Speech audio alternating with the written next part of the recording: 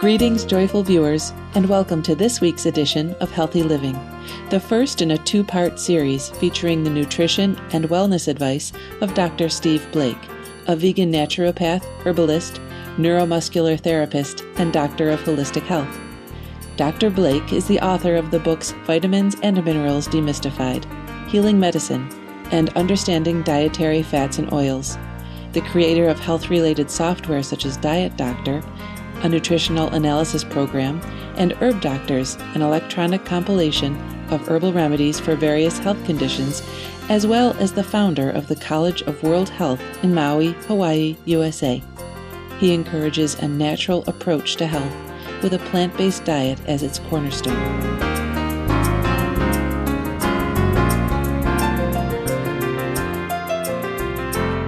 It's estimated that every cell in our body is attacked 10,000 times a day by free radicals. And you know we have 100 trillion estimated number of cells in our bodies. So that's really quite a lot. Luckily, our bodies have two different types of defenses against free radicals. One is the vegetables and fruits that we eat are loaded with antioxidant vitamins and also with antioxidant bioflavonoids and other polyphenols inside the plants. Our other system of antioxidant protection involves our internal systems that are designed to scavenge these free radicals and to neutralize them and stop any damaging chain reactions that could happen.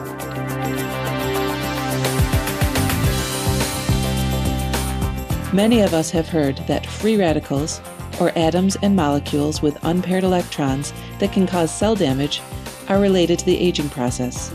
Dr. Blake says free radicals are also connected to heart disease and stroke, which according to the World Health Organization are the leading causes of death worldwide. Free radicals do cause heart disease and stroke most directly. Heart disease and stroke, as you know, are caused by atherosclerosis, the clogging of the arteries. And this, at the beginning stage, can happen from ages 2 to 8 years old, when the sides of the arteries are initially damaged and form fatty streaks. This process continues throughout life, and as we become older, we become more susceptible to the end product of atherosclerosis, which is either a heart attack or a stroke. Now, when we want to circulate cholesterol in the bloodstream, which is very useful for our bodies, for instance, we make steroid hormones like testosterone out of this. When our liver wants to package this cholesterol for circulation in the blood, our liver puts on antioxidant protection in the form of vitamin E. When accompanied by this antioxidant, low-density lipoprotein, or LDL cholesterol, can be beneficial to us. However, insufficient amounts of vitamins E and C in the body leads to LDLs becoming oxidized by free radicals, thus injuring us. LDL will stick to and damage the inside of our arteries, leading to this atherosclerosis, which leads to heart attack and stroke. And for this purpose, lots of fresh fruits and vegetables are very good to take every day. In their raw form is always best.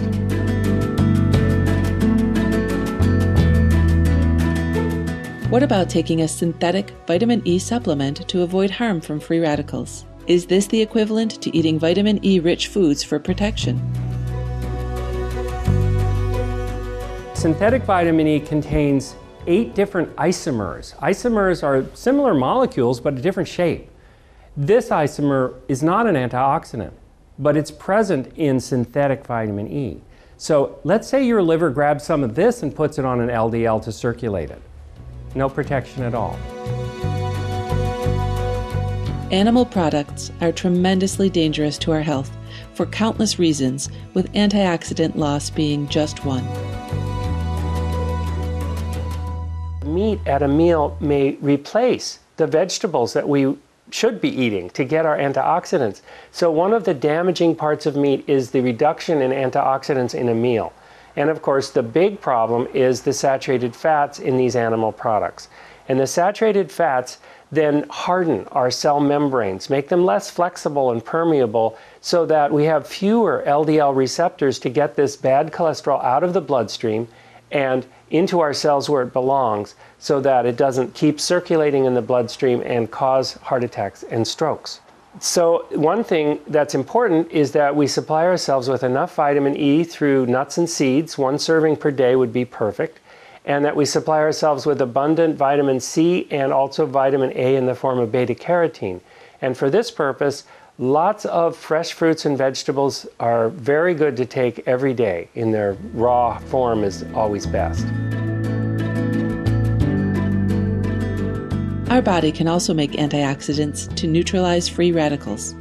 We asked Dr. Blake to speak about how this process works. Our bodies need to neutralize the free radicals that are formed in normal production. For instance, when we make energy, there's something called the electron transport chain. That's a pretty fancy name, isn't it? And in this electron transport chain, sometimes we have free radicals formed. These are powerful superoxide free radicals. And our bodies wisely have developed an enzyme, a very powerful enzyme, called superoxide dismutase. And this breaks up and neutralizes the superoxide into a less toxic compound that can be further neutralized. Now, there are 3 forms of SOD in the body. Superoxide dismutase is abbreviated SOD. The form that protects our mitochondria, the little energy factories in our bodies, this form needs the mineral manganese in order to function. And I was interested when I analyzed diets to find that some diets, such as some of the Atkins diets, can be low in manganese. This is very dangerous because this would allow free radicals to damage our energy-producing cells, and that could leave you fat, tired, and hungry.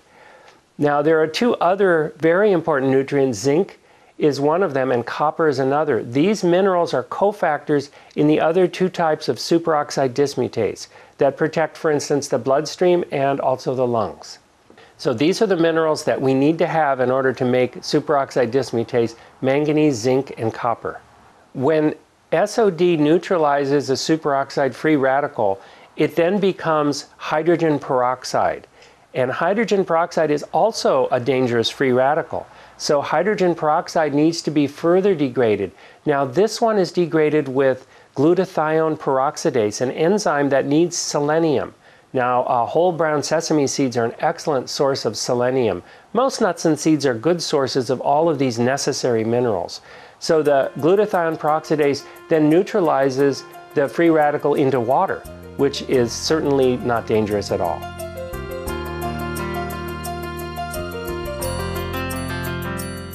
Diet Doctor is a computer program which allows one to input all foods consumed during the course of the day and then receive an instant analysis of nutritional intake, including antioxidant levels.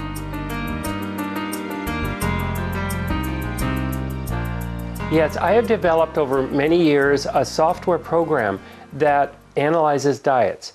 And I use that to check the antioxidant status of the diets of different people. And one way to do this is to look at standard diets like the Zone diet or the Atkins diet or the Mediterranean diet and see how much antioxidant vitamins and minerals are taken in with these diets.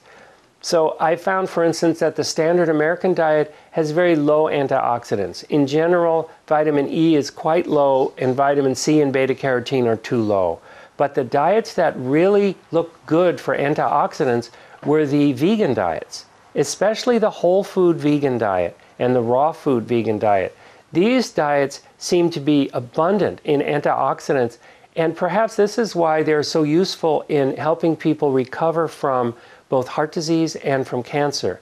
It's that they provide the antioxidants that our bodies need to quench all the free radicals and in a timely manner so that damage doesn't result. There are many doctors who use a very low-fat vegan diet to especially cure heart disease. And this is an excellent idea, but these diets, while abundant in beta carotene and vitamin C, seem to be consistently low in vitamin E. This is a concern, and of course they're low in vitamin E because they have very few oils, and vitamin E is found in oils. Now, to correct this, one could add just a few nuts and seeds to these diets, and then they would look a lot better on the vitamin E status. For those intrigued by the antioxidant-rich raw vegan diet and wish to try it, Dr. Blake has some useful tips on selecting the most nourishing foods. Most raw food vegan diets are excellent in all of the vitamins except for B12, which is missing and needs to be taken, I think, by everyone, whether they're raw food, vegan, American, or any nationality or food type. Outside of B12, most of the vitamins are very well covered in the raw food vegan diet. Minerals, too, are well covered with the possible exception of calcium. It may be necessary to take extra food with extra calcium. Beans are a very good source of calcium. Now, it's hard for a raw food vegan to get enough calcium out of beans because the dried beans need cooking or soaking and sprouting. So I recommend that raw food vegans go ahead and sprout beans and have sprouted beans at least once a day. Now, protein is usually not a problem. I've found that raw food diets provide abundant protein. Now, in a raw food vegan diet, the fats, while high, running maybe 40 or 45% of the calories, don't have very many saturated fats. The saturated fats generally run more like 7% of the calories, which is excellent. This is a very good amount that will keep away heart disease and strokes. If the person is a woman under 50, or perhaps any of the children or pregnant women need extra iron, that needs to be supplied. That can be supplied from the diet, but the best way would be to analyze a diet occasionally and see if you're getting enough. And then if you're a little low on one thing or another, raise it up by eating a little more of the foods that contain that.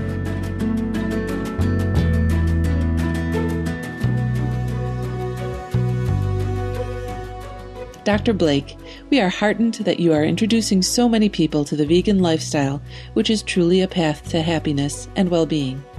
Your sound nutritional guidance is also sincerely appreciated. For more details on Dr. Steve Blake, please visit www.naturalhealthwizards.com.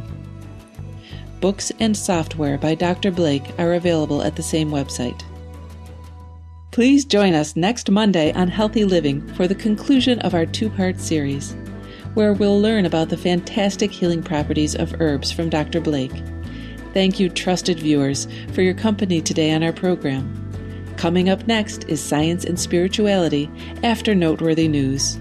May heaven bless all with everlasting vibrancy and vitality.